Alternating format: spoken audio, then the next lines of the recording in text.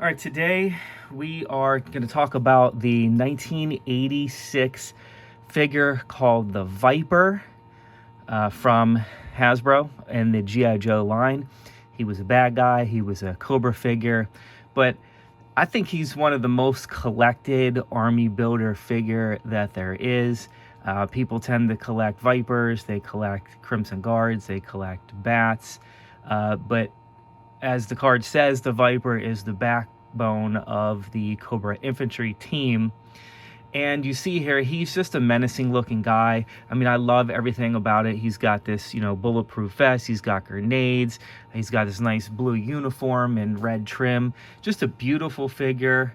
The face plate on there. So he kind of has this, nameless aura about him. And in the story, as you read the file card and you watch the show, it says that every Cobra person starts off as a Viper. So this is your, this would be your base infantry trooper. And it's interesting though, because, if you watch the cartoon in its early time, you'll see this guy right there, which is called the Cobra Soldier. And a lot of times we refer to him as a blue shirt. And in the show, it's kind of obvious that the blue shirts are your base infantry figure. I can't imagine that he would rank the Viper. So, in my assessment here, I think that, initially they had this is their uniform and they upgraded to this uniform later. So essentially, the Viper is kind of, the replacement uniform for the blue shirt. Doesn't say that anywhere in the series. That's just my personal assessment of the situation. The other thing that I could tell you, and I did a study on this, to which when I posted it, all you guys said I need to find a girl or something because I spent too much time researching this. But in the GI Joe cartoon, there's only 130 some odd Vipers that are ever shown. They're more directed by Serpentor than anybody else. And as far as the blue shirts go, there are a tremendous amount of them in bases all around the world.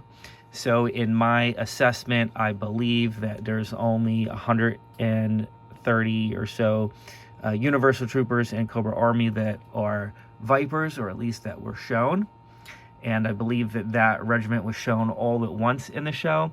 And my assessment of the blue shirt is that there's probably around 5,000 or so of them active, with roughly 20,000 in Cobra Army at any time, if you count support soldiers as personnel that will be wearing the blue shirt. That's my personal assessment from my research. Feel free to have a discussion about it below. I'd like to hear your comments.